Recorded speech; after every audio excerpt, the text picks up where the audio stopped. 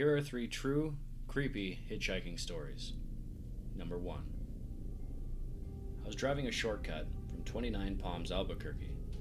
29 Palms is located in the desolate high desert east of LA.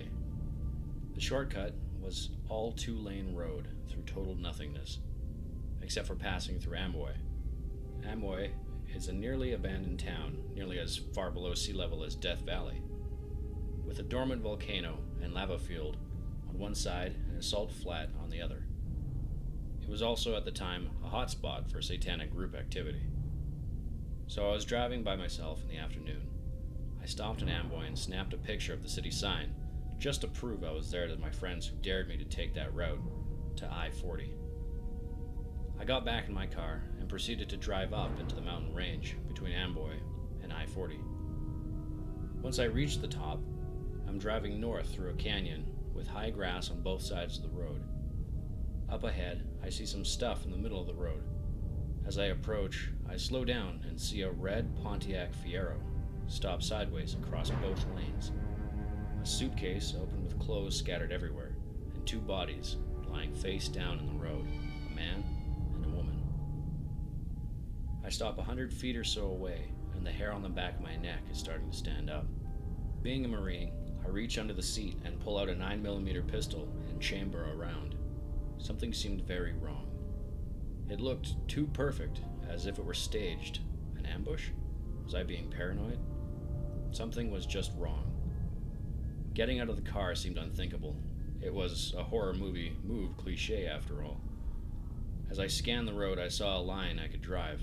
Past the guy on the road on his left, swerve to the right side of the woman, behind the Fiero, and I'd be up on the other side. I dropped it into first gear, punched it, and drove the line I had planned.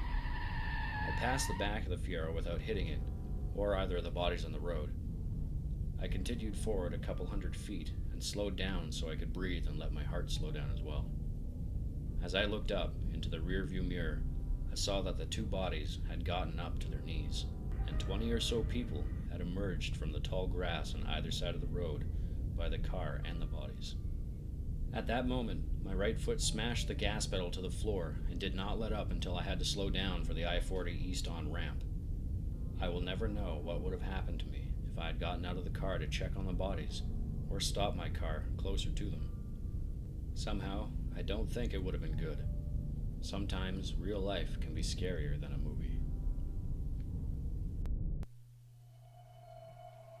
Number 2. In the late 70s, my uncle was studying medicine at the University of Chicago. After a morning class, he decided that he would hitchhike back home to Lincoln Park, on the north side, instead of paying for a taxi. A man drove up in a Plymouth and offered my uncle a ride. The man looked normal and seemed friendly, lighthearted even. So my uncle got in the car and they started driving towards the Lakeshore Drive. However, once they got there, the man drove south on Lakeshore instead of north, towards Lincoln Park. My uncle told the man he was going the wrong way and to turn around and head north. The man looked at my uncle, put his hand on his knee and said, "No, son, you're coming with me," and smiled darkly at him. My uncle froze in panic, and when they hit traffic near the South Shore, he quickly unlocked the passenger door and ran away without looking back. A year or 2 later, on a cold December day, my uncle was having coffee in a cafe with my future aunt when he caught something on TV that made his blood run cold.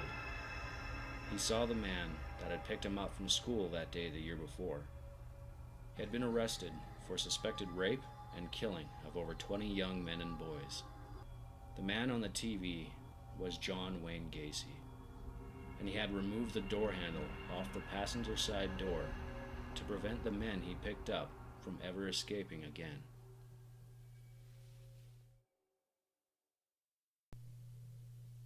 Number 3. I used to drive the I-80 between San Francisco and Cheyenne, Wyoming a lot. It's about 16 to 20 hours of driving, depending on weather and traffic and whatever. One night, I was driving and the car starts making this odd grinding noise, like I ran over something that got stuck. It's about 2 a.m. in the morning. I pull into the rest stop, well lit by the way, and wake up my buddy who was sleeping.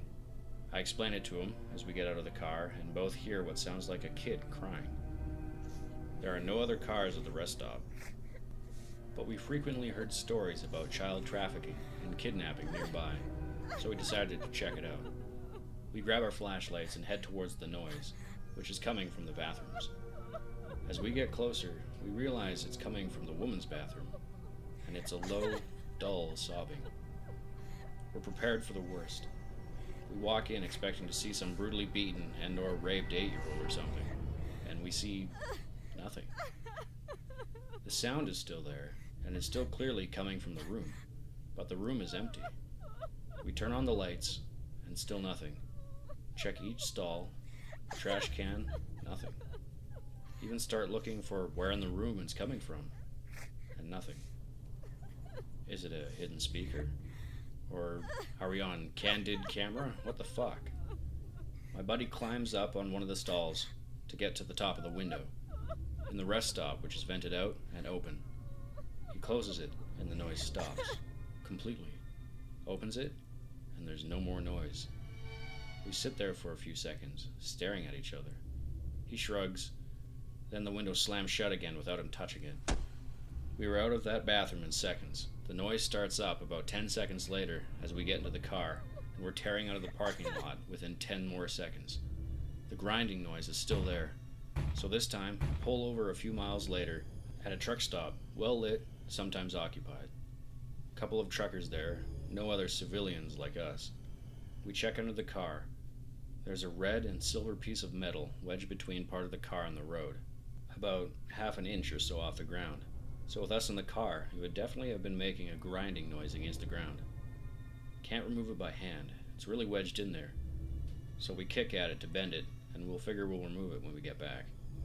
A week later, I had my mechanic take it out when he was doing a service, and the piece turned out to be a part of a kid's red tricycle, a piece of the back where a young kid could have been standing.